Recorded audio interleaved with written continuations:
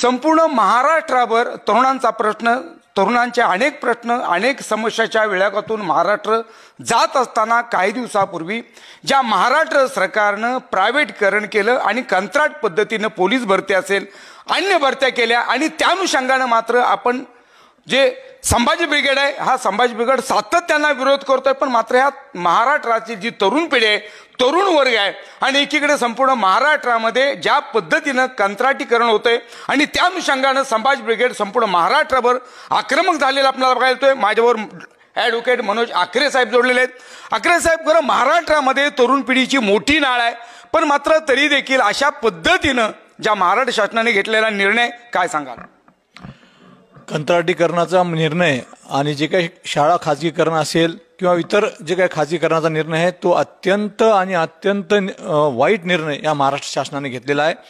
आणि या महाराष्ट्र शासनाचं धोरणच आहे की संपूर्ण महाराष्ट्रातल्या जे काही सेवा आहेत, त्या व्यवसाय आहेत किंवा जे काही शिक्षण सुविधा आहेत, जे काही हॉस्पिटल आहेत, या सर्वांचं खाजगीकरण करणे आणि सर्वसामान्य लोकांना यापासून वंचित ठेवणे। संभाजी ब्रिगेडने ही भूमिका घेतलेली आहे की महाराष्ट्रामध्ये ज्या काही गोरगरीब जनता आहे, विद्यार्थी आहेत, बेरोजगार युवक आहेत, आपल्या अभ्यास करून तयारी करतायत, शासकीय सेवेमध्ये लागण्याची तयारी करतायत आणि शासन तात्काळ निर्णय घेते ती कंत्राटी भरतीचा। कंत्राटी भरती करून करणार काय? तुम्ही कंत्राटी भरती करून लोकांना कामावर ठेवल्यासारखं तुम्ही ठेवणार? एवढं शिक्षण घेऊन माय बाप पोटाला चिमटा घेऊन आपली जेवणाची ताटं मोडून पोरांना शिकवतात आणि मग यांच्या कामाला 10-20 हजारासाठी आम्ही लावणार का? ही भूमिका सर्व रोष ग्रामीण भागातून येत होता आणि संभाजी ब्रिगेडनं ही भूमिका घेतली की कंत्राटी भरती ही रद्द झाली पाहिजेत। पोरांना जे काही शिक्षण घेतात पोरं त्यांना शासकीय सेवेमध्येच नोकऱ्या लागल्या पाहिजेत। जे काही तुमचे कमिशन असतील, स्टाफ सिलेक्शन कमिशन असतील, जे काय MPSCचं असेल, UPSC असेल, या पद्धतीनं तुम्ही सिलेक्शन करा ना। मधामध्ये निर्णय घेतला डायरेक्ट UPSCचं सेंट्रलनं लोक पाठवायला सुरुवात केली, 25% लोक direct UPSC selection, direct IAS। हा निर्णय सरकार घेते कसं आणि लोक सहन करतात कसं? कारण ही लोकशाही आहे। महाराष्ट्रामध्ये जर असं कंत्राटीकरण जर ह्या सरकारनं आणलं तर ह्या महाराष्ट्रातल्या तरुण पिढीला काय त्याचा हे बघावं लागेल? महाराष्ट्रामध्ये खाजगीकरण आणलं तर या गाव खेड्यातला तरुण पिढीचा प्रचंड मोठा उद्रेक होणार आहे। गाव खेड्यामध्ये, वाड्या पाड्यामध्ये लोक राहतात, शिकतात, चवरतात, पुढची भविष्याची आशा अपेक्षा बाळगतात आणि या कंत्राटीकरणामुळे प्रचंड मोठं नुकसान या महाराष्ट्रातल्या तरुणांचं होणार आहे।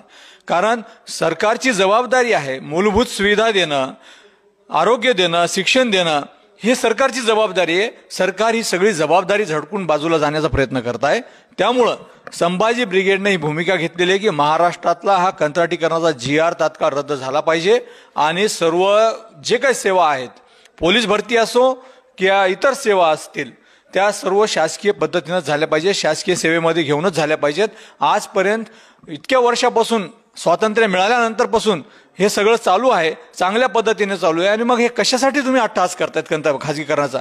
केवळ भांडवलदाराच्या घशामध्ये ही सगळी व्यवस्था टाकण्याचं काम हे कटकारस्थान हे सरकार रचते, परंतु या कटकारस्थानाला हाणून पाडण्यासाठी महाराष्ट्रामध्ये संभाजी ब्रिगेड जिवंत आहे। संभाजी ब्रिगेडच्या वतीनं किती आंदोलन, कोणत्या कोणत्या ठिकाणी आंदोलन सुरू आहे? आता महाराष्ट्रातल्या सर्व जिल्ह्यांमध्ये संभाजी ब्रिगेडच्या वतीनं या विषयांवर आंदोलन चालू आहे।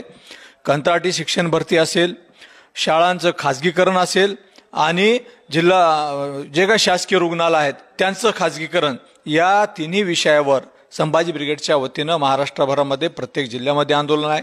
2 ऑक्टोबर 2023 रोजी मुंबई येथून आझाद मैदानामध्ये आम्ही आंदोलन सुरू केलं आणि सरकारनं निर्णय घेत नसल्यामुळं या आंदोलनामध्ये संभाजी ब्रिगेडनं सरकारचं श्राद्ध घातलं अक्षरशः आणि महाराष्ट्रामध्ये 12 ऑक्टोबर 2023 पासून सर्व जिल्ह्यांमध्ये या विषयावर आंदोलन आमचे संभाजी ब्रिगेडच्या वतीने सुरू आहेत।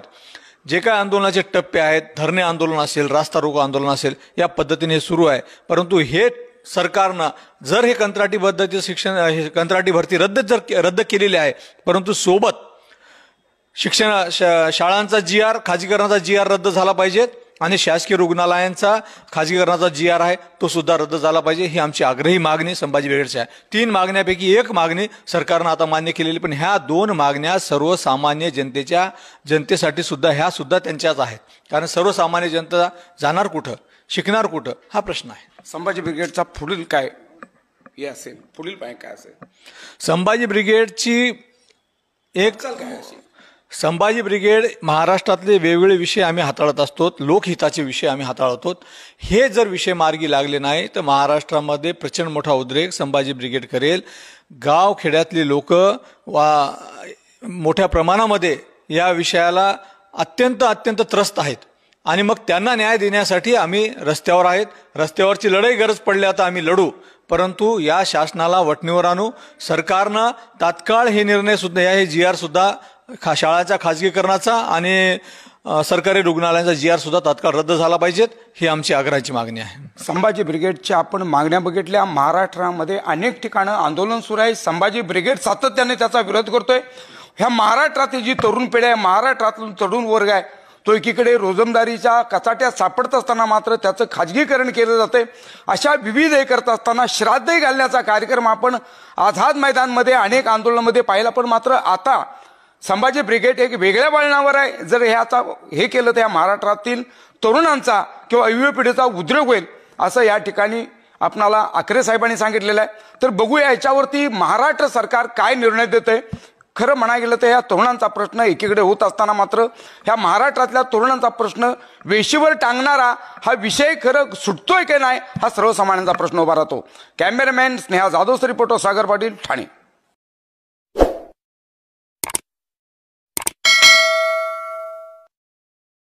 सरकारला महाराष्ट्रासमोर झुकावं लागलं. शिंदे फडणवीस पवार सरकारकडून कंत्राटी नोकर भरतीचा GR रद्द आज देवेंद्र फडणवीस साहेबांनी जाहीर केलं. संभाजी ब्रिगेडच्या वतीनं, बऱ्याच महाराष्ट्रातील इतर लोकांच्या वतीनं कंत्राटी भरती महाराष्ट्रात झाली नाही पाहिजे. विनाकारण तरुण पोरींच्या आयुष्याशी खेळू नका, त्यांच्या भविष्याची राखरांगोळी करू नका.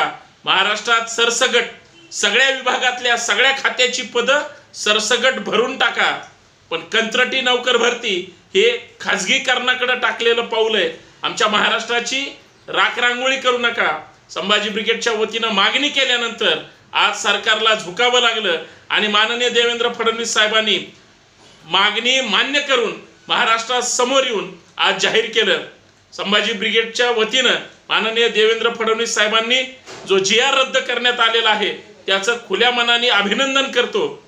आणि सरकारने महाराष्ट्राच्या तरुणींच्या विरोधामध्ये जे काही काळे GR काढून महाराष्ट्राची राखरांगोळी करण्याचे जे स्वप्न बघतायत किंवा अध्यादेश काढतायत ती चूक परत करू नये, अन्यथा संभाजी ब्रिगेड रस्त्यावर उतरल्याशिवाय राहणार नाही. आणि सगळ्यात महत्त्वाचं, पोलिसांची कंत्राटी भरती असेल मुंबईतली किंवा कुठल्याही विभागाची, कुठल्याही खात्याची कंत्राटी नोकर भरतीचा GR तर रद्द झालाच पाहिजे.